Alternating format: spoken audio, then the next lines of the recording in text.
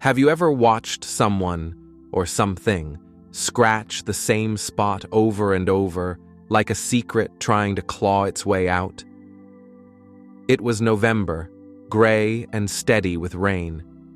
The kind of cold drizzle that seeps through cracks in the window, filling the air with damp and the faint, sharp scent of wet asphalt.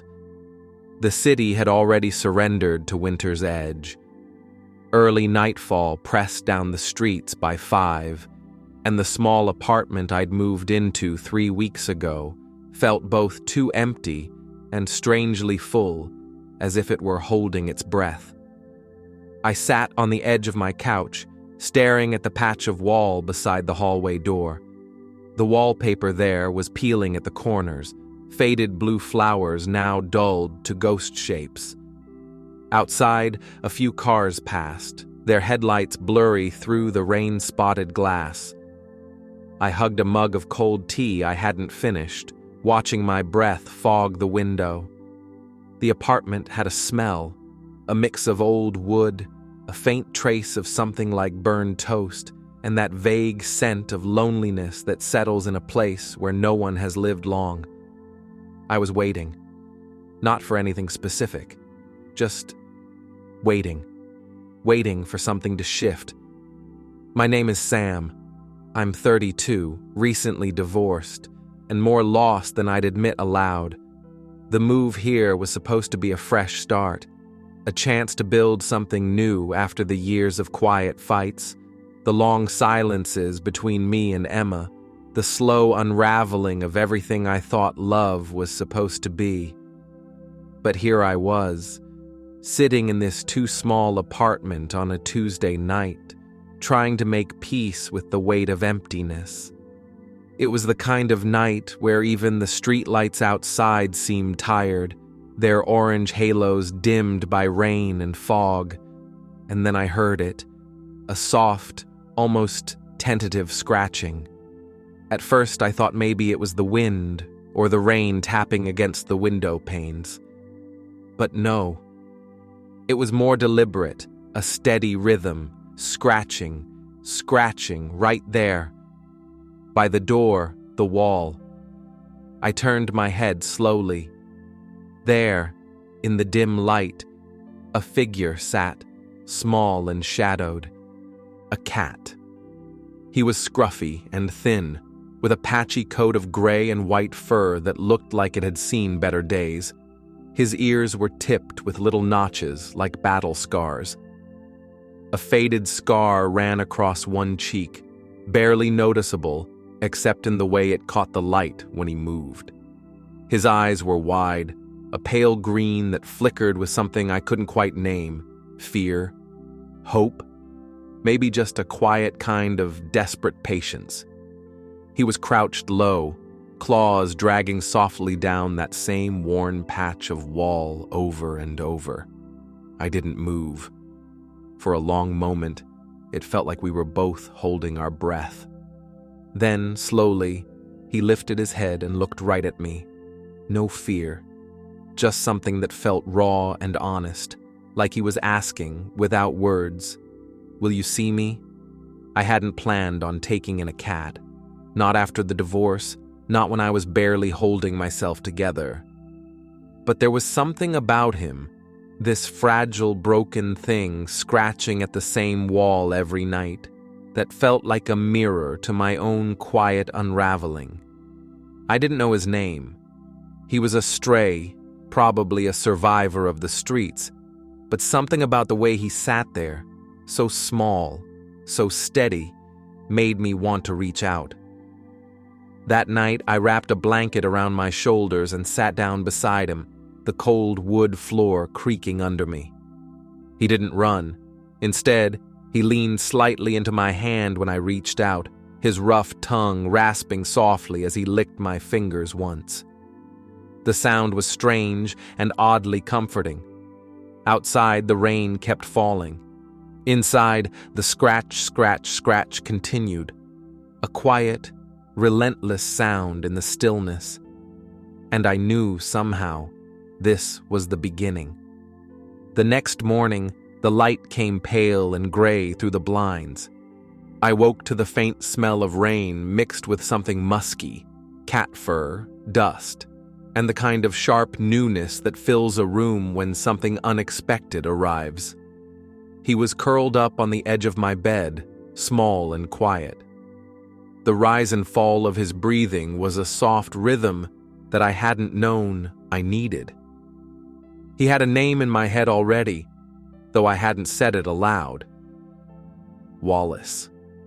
Because of the way he kept returning to that one spot, like a secret waiting to be uncovered. I reached out to touch him, fingers trembling slightly, and he opened one eye. Not quite trust. Not yet. But something close. It wasn't just a cat scratching a wall. It was a story waiting to be told. And for the first time in a long time, I felt like maybe I wasn't alone in the dark. It started with the lightest touch. Not a leap of faith, not a grand gesture. Just a gentle paw resting on the edge of my hand, soft as the rustle of dry leaves on a late fall afternoon. Wallace had curled himself into a tight ball on the corner of the living room rug, the only spot in the apartment that caught the last fading sunlight slipping through the window. The air smelled faintly of damp wood and leftover dinner, a mix of sautéed onions and stale bread that clung to the corners like an old, worn blanket. I sat cross-legged nearby, unsure, watching him with a careful silence. He didn't flinch or skitter away when I moved my fingers closer. Instead, he blinked slowly, the way cats do when they feel safe enough to say, "I trust you." That's when I realized this wasn't just any cat. Wallace was a survivor. He didn't rush into affection, didn't purr on demand or flop into my lap like a kitten fresh from the shelter. He was deliberate, guarded, sometimes stubbornly so. But underneath it all, he was searching for something he had lost. In those early days, he stuck to a routine I soon came to understand. Morning sunlight found him stretched out on the windowsill, one eye half closed against the light, tail twitching in slow, rhythmic pulses. The faint hum of the city below was a constant backdrop, cars gliding by, distant sirens, the muffled footsteps of people moving through their day. Afternoons meant naps, curled up in the worn armchair that smelled faintly of my old sweatshirts and a hint of something like lavender from a forgotten fabric softener. His fur was rough against my fingertips when I finally gained the courage to brush him, a coarse texture that reminded me of the peeling paint on the walls outside. And then, evenings. The ritual that had drawn me in first was the scratching. Every night, without fail, Wallace returned to that same faded spot by the hallway door.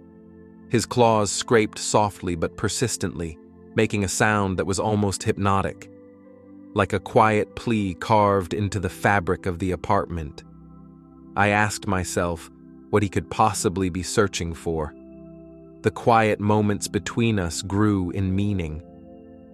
I learned how to read the subtle signals, the flick of his ears when something startled him, the twitch of his whiskers when he caught a scent on the breeze, the tiny exhale he made when I finally sat still enough for him to come closer. Wallace wasn't just a cat, he was a question. The way he would sit just out of reach, watching me as if trying to decide whether I was worth the risk, how he would follow me from room to room, only to disappear behind the couch or under the bed whenever I got too close. One night, after a week of quiet observation, I found him waiting for me by the kitchen sink when I came home. He didn't meow. He just sat there, tail wrapped neatly around his paws, eyes wide and unblinking. When I kneeled down, he reached out a tentative paw and pressed it against my chest, right over my heart. That touch, the smallest, most fragile act, shattered something inside me. I realized then what I'd been carrying. The divorce wasn't just the end of a marriage, it was the slow, suffocating collapse of hope. In the silence of that apartment, memories crowded the corners. Late-night arguments, the empty side of the bed, the way her scent had lingered long after she left. I was haunted by guilt, by the nagging feeling that maybe, just maybe, I could have done more. That I had let everything fall apart without fighting hard enough. Wallace didn't judge me for those thoughts. He simply sat beside me, a quiet presence in the dark, reminding me that some wounds don't have to be faced alone. He had his own scars. The faded notch on his ear told stories I couldn't imagine. The scar on his cheek was a pale line against the gray fur, like a wound that had healed but never fully disappeared.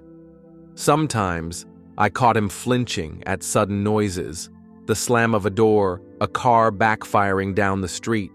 He was wary, alert, his body coiled like a spring ready to snap, and yet, when he was near me, his breathing slowed, his muscles softened, and for brief moments, his eyes held something like peace. There was a roughness to his fur, a scent that was both earthy and faintly sweet, like dried grass mixed with the clean cold of early morning rain. When I stroked his head, his eyes fluttered closed, and he leaned into my touch as if it was the only thing steady in his world. Every day, the bond grew stronger in invisible ways. Wallace began to follow me into the kitchen, sitting patiently as I made coffee, his green eyes fixed on the swirling steam. I'd catch him watching me in the bathroom mirror, his reflection staring back like a silent companion. Sometimes, he'd curl up on the edge of my desk while I worked, the soft rumble of his purr blending with the quiet tapping of keys. And at night, after the scratching had stopped and the apartment settled into stillness, he would hop up beside me on the couch, resting his head on my knee as if to say, "I'm here. You're not alone." Those moments felt fragile, like they could vanish if I blinked too hard. But they also felt like hope. There was a quiet magic in the small details. The way his nose twitched at the scent of fresh bread cooling on the counter. The tiny yawn he let out before settling down for a nap, exposing a perfect row of tiny sharp teeth. The soft padding of his paws across the wooden floor, barely making a sound. One afternoon, as rain pattered softly against the window, I found him asleep on a pile of laundry, sprawled out like he belonged there, every muscle relaxed and peaceful. I touched his fur gently, marveling at the warmth beneath my fingers, the steady rise and fall of his chest. In that quiet moment, the loneliness I'd carried for months seemed to ease, just a little. Wallace was more than a cat who scratched a wall. He was a companion for broken things. And maybe, just maybe, he was the reason I hadn't given up entirely. That night, after the usual ritual by the hallway wall, I found him sitting by the doorway in a way I hadn't seen before. Upright, alert, tail flicking with a restless energy. His eyes met mine, and for a second, I thought I saw something deeper behind that pale green gaze. A question, a story, a memory clawing its way to the surface. He scratched once, deliberately, and then turned to look at me again. There was something urgent in that look, something waiting to be understood, and I realized I was ready to listen. It started with the scratching, again. Only this time it wasn't just a simple habit. The noise was sharper, more urgent, almost frantic, and it always came after midnight. I had been awake for hours, unable to sleep, the apartment thick with silence and the faint hum of distant traffic. The streetlights outside cast long, thin shadows through the blinds, making the worn wallpaper near the hallway look like a patchwork of ghostly stains. Then I heard it. Scratch, scratch, scratch. Wallace was there, like clockwork, his claws digging into the same strip of peeling wallpaper, a narrow band no wider than a hand. But that night, the sound was different, less rhythmic, more chaotic, like a message in Morse code sent through claws on plaster. I sat up, heart pounding, eyes fixed on the small figure in the dim hallway. His body was tense, tail flicking rapidly, ears flattened against his head. He looked over his shoulder at me once, then went back to scraping the wall with desperate persistence. Something had changed. The next morning, I inspected the wall more closely. The scratches were deeper now, gouges etched into the plaster beneath the paper. I could see faint bits of white dust clinging to the edges, and the wallpaper was peeling further, curling like burnt pages from a forgotten book. I pressed my palm against the rough surface and felt the cold, crumbly texture beneath. The sight unsettled me. Why this exact spot? What was he trying to reach? I found myself watching him more closely after that. Wallace's behavior shifted subtly but unmistakably. He stopped curling up on the bed in the mornings and instead spent most of his day near the wall. Sometimes he would sit with his back pressed against it, eyes half closed, as if listening for something no one else could hear. At night, the scratching ritual continued, sometimes accompanied by a low, almost mournful meow, a sound so fragile it was like a whisper in the dark. The apartment felt smaller, more claustrophobic, as if the wall itself was a barrier between past and present, between silence and story. That was when the first tension bubbled beneath the surface of my own quiet desperation. I was still carrying the heavy baggage of my divorce, the guilt, the regret, the sharp sting of loneliness. And now, here was Wallace, clawing at a place that seemed to hold something invisible and unreachable. It was maddening and heartbreaking all at once. One afternoon, I brought a flashlight and knelt close to the wall, shining the light into the peeling corners. Dust floated in the beam, thick and slow. There was nothing visible, no cracks, no holes, no hidden compartments. But the scratches had worn the surface down so much that the wall felt fragile beneath my fingertips. A small piece of plaster flaked off, settling onto the floor in a fine white powder. I looked at Wallace, who sat watching me with that same steady, unreadable gaze. For a moment, I thought I saw him tremble. The scratching nights grew more frequent, more intense. I started sleeping with one ear tuned to that rhythmic sound, waking each time I heard the faint scrape. It was the only constant in a life that felt otherwise unmoored. And yet, the deeper Wallace clawed, the more I felt a tightening knot in my chest. Was this desperation, a need for escape, or a longing to find something lost? The tension seeped into other parts of my life too. Emma called twice that week. Her voice was low and cautious, like she was testing water that might still be too cold. She asked how I was doing, if the move was settling in. I said the usual things. The apartment was fine, work was busy, I was keeping busy. But I didn't mention Wallace or the scratching or the way I was starting to unravel quietly alongside him. I didn't tell her about the nights when I'd lie awake, listening to that persistent sound, wondering if I was the only one who could hear the desperation beneath it. Wallace became almost obsessively protective around me.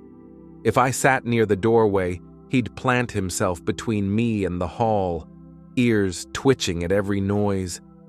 He would watch me closely, eyes wide, following every movement as if guarding a secret. Sometimes, when I was lost in thought, he'd nudge my hand with his head, a gentle reminder that I wasn't alone. But his attention also made me uneasy. What was he so afraid of? One evening, I caught him staring not at the wall, but at an old faded photograph hung crookedly on the living room shelf. It was a picture of the previous tenant, I assumed, an elderly woman with a gentle smile and bright eyes. The edges were yellowed, and the glass was dusty. Wallace's eyes were fixed on the photo, his body rigid and still. The room was silent except for the quiet scratch of rain against the window. I stepped closer, heart thudding. He didn't move. I reached out, but before I could touch the frame, Wallace jumped down and disappeared behind the couch, leaving me alone with the cold, empty silence. That night, I didn't hear the scratching. Instead, there was a soft, almost inaudible meow near the doorway. I turned on the light and found Wallace sitting calmly, his eyes locked on me with an intensity that unsettled me deeply. The air was thick with unspoken tension, and I felt the first real crack in my carefully held composure. The scratches, the photo, the silence. They were all part of something I didn't understand yet. But Wallace was trying to tell me, and I was starting to realize that this wasn't just about a cat and a wall. It was about secrets buried beneath layers of dust and time, about grief and memory and the things we hide from ourselves. I was standing at a crossroads. The scratching wasn't just a sound anymore. It was a call, a demand, a warning. Something was waiting behind that wall, and I knew deep down that I couldn't ignore it any longer. The night I broke the wall open, I was ready for anything, or maybe nothing at all. It was late March, and the sharp chill of early spring had seeped into the apartment, even with the heater running low in the background. The window was cracked open a few inches, letting in the scent of damp earth and melting snow from the city streets below. Outside, the faint roar of distant traffic mixed with the soft whistle of a cold wind, squeezing through the cracks around the old window frame. I sat on the floor, knees drawn to my chest, a small hammer in my hand, and a flashlight beside me. Wallace watched me from the edge of the room, eyes wide, ears angled forward, as if he could hear every heartbeat and breath. He was quiet that night. No scratching, no meowing, just that steady, watchful presence. I had spent the better part of a week gathering courage. I'd paced the room, staring at the peeling wallpaper and those deep scratches he left night after night. I knew, somewhere inside, that whatever was hidden behind the wall was more than just a forgotten secret. It was a story waiting to be told. I knelt down, fingertips grazing the rough plaster beneath the peeling paper. My hand trembled, not from fear, but from the weight of everything: the loneliness, the guilt, the strange, fragile bond between a man and a cat who seemed to be holding on just as tightly as I was. Wallace brushed against my ankle, a silent encouragement. I took the hammer, hesitated, and then tapped lightly at the plaster. Crack. A small chunk fell away, dust floating in the air like snow. I dug a little deeper, the sound of the hammer echoing softly in the quiet room. Wallace sat close now, tail wrapped neatly around his paws, eyes never leaving the widening hole. Then I saw it. A wooden box, aged and coated in decades of dust, nestled in the cavity behind the wall. My heart caught. I reached in carefully, fingers trembling as I lifted the box free. The lid was sealed tight, the wood rough and splintered but still sturdy. I set it on the floor, and Wallace leaned in, sniffing it cautiously. The box smelled faintly of old paper and something floral, like dried rose petals mixed with the stale scent of forgotten time. I pried the lid open. Inside was a collection of letters, yellowed and brittle, tied together with a faded blue ribbon. There was also a small photograph, the same woman from the faded frame on the shelf, smiling softly, holding a tabby cat with a patch of white on its chest. I ran my fingers over the photo, tracing the outlines of her face and the cat's eyes. The letters were addressed to no one, or maybe to someone who had long since disappeared. I pulled out the top letter and unfolded it gently. The handwriting was careful, looping, a mix of hope and despair tangled in every line. As I read, Wallace settled next to me, his head resting lightly on my knee. The letter spoke of loss, of love and regret, of a woman named Margot who had lived in the apartment 50 years ago. She wrote about her husband, who had gone off to war and never returned, about the cat she had rescued from the streets, a small creature who had followed her everywhere and kept her company through long, lonely nights. Margot's words were raw and beautiful, full of longing for a life that had slipped away. One letter mentioned a secret, something she had hidden to protect her memories from being taken away. And then the last letter ended abruptly, the ink smudged as if she had been interrupted. I looked up at Wallace. His eyes held something I hadn't seen before, not just trust, but recognition. He brushed against my hand, purring softly, the sound vibrating against my skin. In that moment, it felt like we both understood. We were bound by more than just proximity or habit. We were connected by grief, by memory, by the quiet refusal to let go. The hours passed in a blur. I read every letter twice, tracing Margot's life through her words. I imagined her in this very apartment, sitting by the window, writing by candlelight, watching the city change through the years. And through it all, the cat had been her constant companion. That night, Wallace curled up beside me, his fur warm against my cold hands. I felt tears sliding down my cheeks, not just for Margot, but for myself, for the parts of me I had buried under years of regret and loneliness, and for Wallace, who had waited silently through it all, his scratching a desperate plea to be heard. There was a fragile peace in that moment, a shared understanding between two broken souls.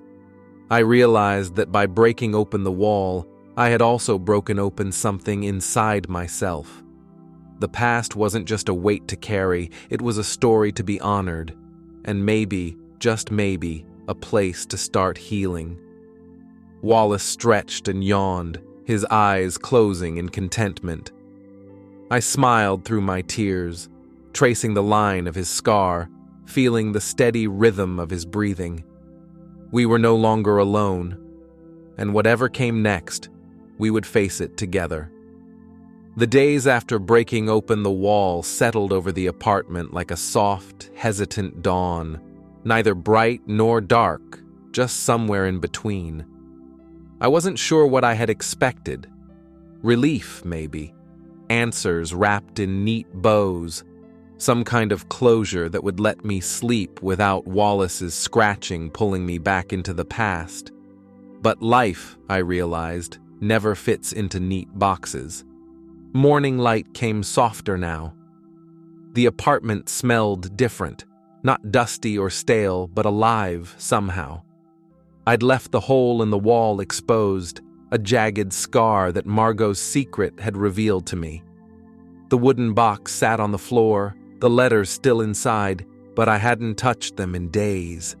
Instead, I found myself watching Wallace more closely. He no longer scratched at the wall.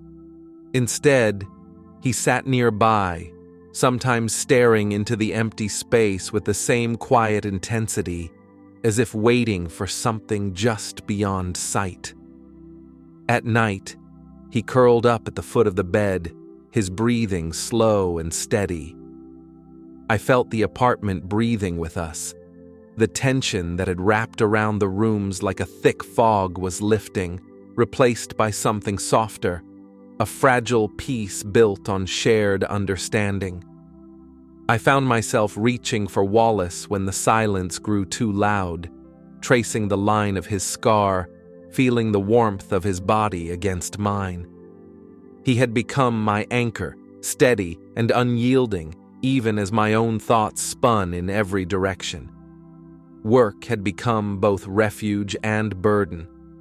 I threw myself into the rhythm of the office, trying to ignore the ways the past whispered in the quiet moments.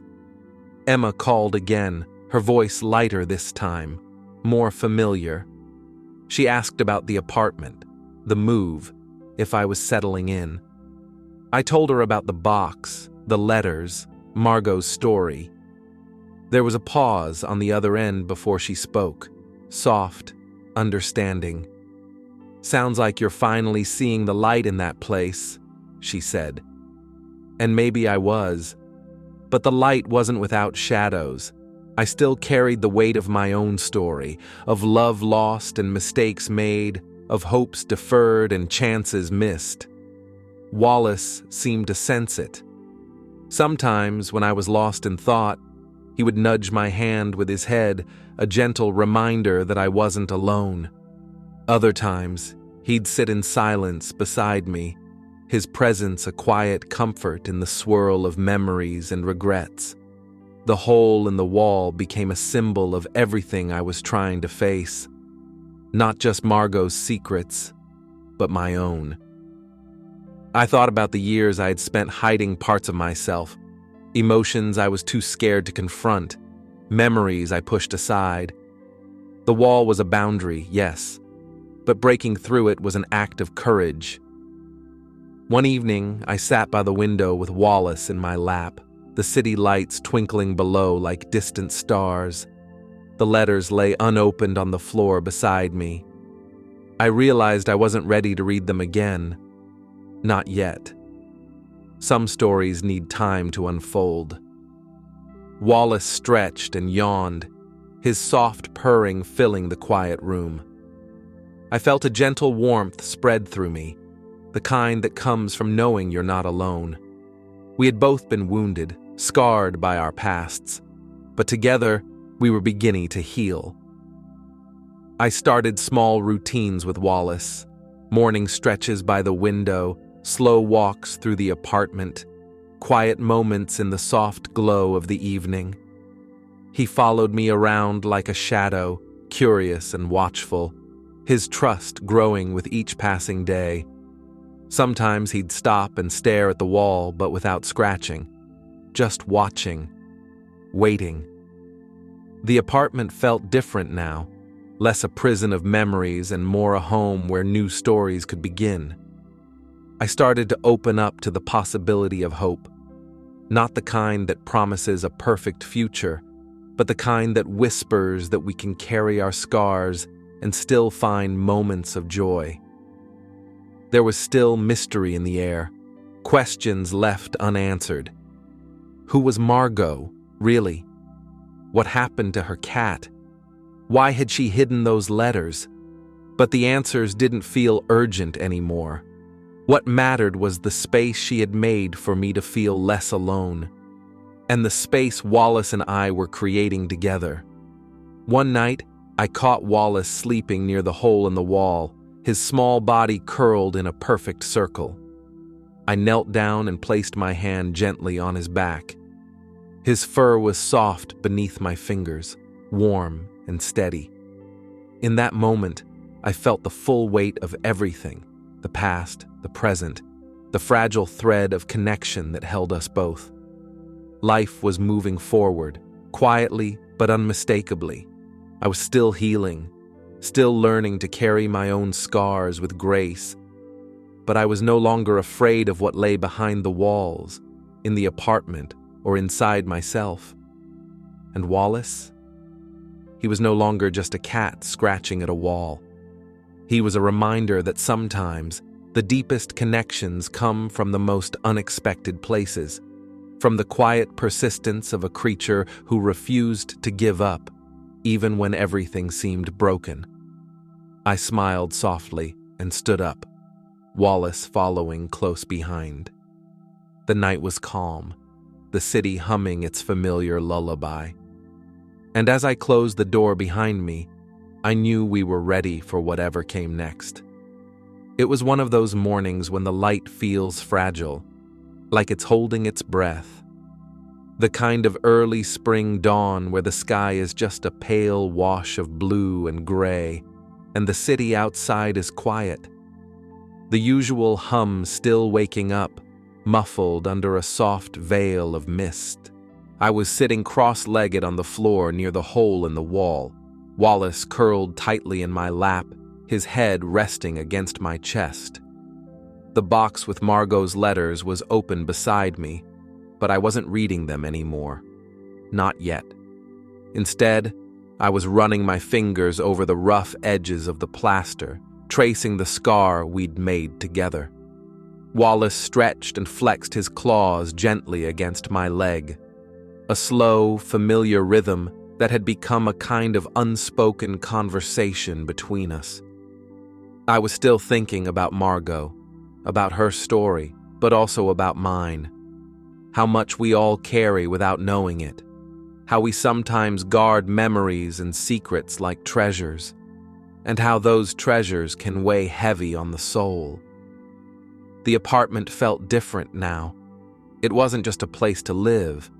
It was a living memory. A place where past and present could touch without colliding. And then, as if the apartment had been holding one last secret for me, I noticed something I hadn't before. A small, almost imperceptible detail in the box. Underneath the letters, folded carefully, tucked beneath the faded blue ribbon, was a thin, leather-bound notebook. I hadn't seen it the first time, hidden beneath the fragile weight of those yellowed pages. I pulled it out slowly. The cover was soft and worn, the edges frayed like the pages inside. There was no name on the front, no title, just the plain, quiet weight of something deeply personal. Wallace hopped down from my lap and sniffed it, then settled at my feet as if urging me to open it. The notebook was Margot's journal. Her handwriting was smaller here, tighter, almost secretive. But what she wrote was raw, her thoughts, her fears, her moments of joy and sorrow. She wrote about the war, about loneliness, about the small acts of kindness that kept her going. But then something unexpected. She wrote about the cat. Not just the cat she loved, but a cat she believed carried pieces of the past with her. That the cat was a guardian of memories. I read, breath hitching, as Margot described a small ritual she'd developed. Every night, she would listen to the cat scratch at the wall, a rhythm that reminded her of a heartbeat, of a life still beating beneath the surface. She wrote about how the cat had led her to hide the box and the letters, protecting them through the years. And she wrote something that made my heart stop. This cat, my silent guardian, reminds me that we cannot bury the past forever. That sometimes it scratches at the walls to remind us, to remind me, that love, loss, and memory are never truly gone. I looked down at Wallace. His green eyes met mine, wide and steady. And in that moment, the whole story crystallized. He wasn't just scratching because he was restless. He was trying to tell me something about holding on, something about healing. The journal ended with a final, almost hopeful line. I hope whoever finds this knows that sometimes breaking through the walls is how we find ourselves. I closed the notebook gently, feeling a weight lift from my chest. Wallace rubbed his head against my hand, purring louder than usual. That day, I decided to do something I hadn't dared before. I called Emma. I told her about the journal, about Margot, about the cat that had brought me back from the edge. And then I asked if she wanted to meet Wallace and me, to see the apartment, the box, the story that was still unfolding. She came the next afternoon. We sat in the living room, the sunlight spilling through the cracked window, the city humming softly outside. Wallace curled up on her lap, purring as she ran her fingers through his fur. We talked about loss, about finding hope in unlikely places, about the scars we all carry. And in that shared space, something shifted. A quiet healing, a soft opening. The apartment wasn't just my refuge anymore. It was a place where new stories could begin, stories of friendship, of connection, of second chances. That evening, I found myself looking at Wallace differently, not just as a stray cat I had rescued, but as a living bridge between past and present, between memory and hope. He had given me more than companionship. He had given me the courage to face my own walls, to break them down piece by piece. And in the soft glow of the lamplight, I whispered to him, my quiet guardian, "Thank you." Wallace blinked slowly, the way cats do when they trust you completely. And for the first time in a long while, I felt like I was exactly where I was supposed to be. The afternoon sun filtered through the dusty window panes, casting soft gold onto the hardwood floor. Wallace sat perched on the windowsill, tail flicking slowly, eyes half-lidded as he watched a stray leaf drift down the street below. The apartment felt quieter these days, not empty exactly, but peaceful. The air carried a faint scent of old paper and sunlight, a mixture of the past and the present sitting side by side. I sank onto the couch, letting my fingers brush against the fabric, tracing the familiar wrinkles and worn spots where Wallace liked to curl up. The room still held the echoes of Margot's story, the whispered memories captured in her letters and journal. But more than that, it held something new, a quiet understanding. It struck me how often we build walls, not just in our homes but inside ourselves. Walls made of fear, grief, regret. Walls we tell ourselves keep us safe when really they just keep us locked in place. Wallace had been a living testament to that truth. A small, scrappy cat with a scar on his ear and a habit of scratching at a particular wall every night.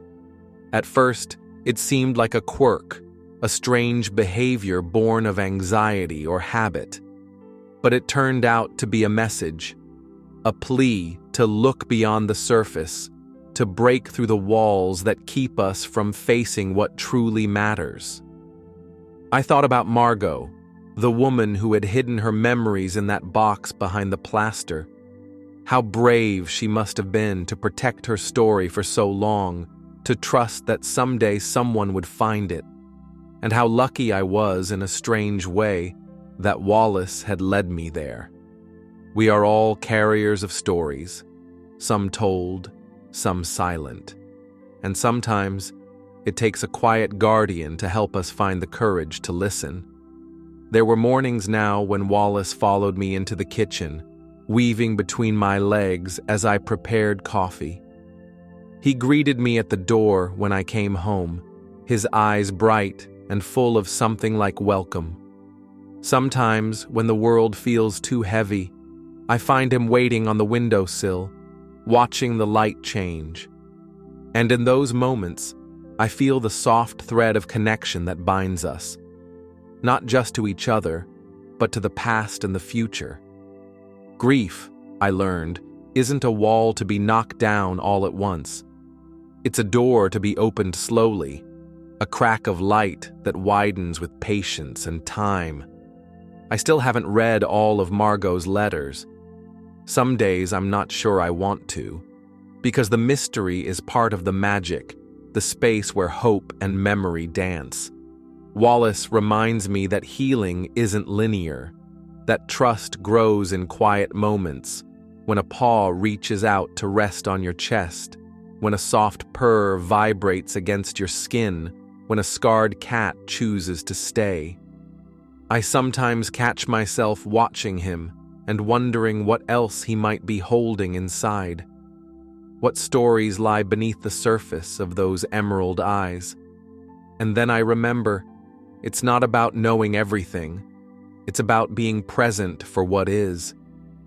The city outside continues to move, unbothered by the small dramas inside this apartment. But inside, everything has shifted. I've found a fragile peace, not perfect, but real. That's what Wallace gave me in the end. Not just companionship, not just a strange puzzle to solve, but a gift, the gift of seeing, of opening my heart to the messy, beautiful truth that no one is truly alone. I reach down and stroke his head gently. He leans into my hand, eyes closing briefly. The sun warms his fur, the soft rise and fall of his breath a steady rhythm beneath my palm. And in that quiet moment, I understand. Love is not a perfect story. It's a thread woven through the cracks, a light shining in the spaces between, a whispered promise that even when we feel broken, we are not lost. The wall will always be there, a reminder of what was hidden and what was found. But it no longer feels like a prison. It feels like a doorway. And as I sit beside Wallace, feeling the weight of his trust, I know this is only the beginning. Because some stories don't end. They just keep unfolding, one quiet paw step at a time.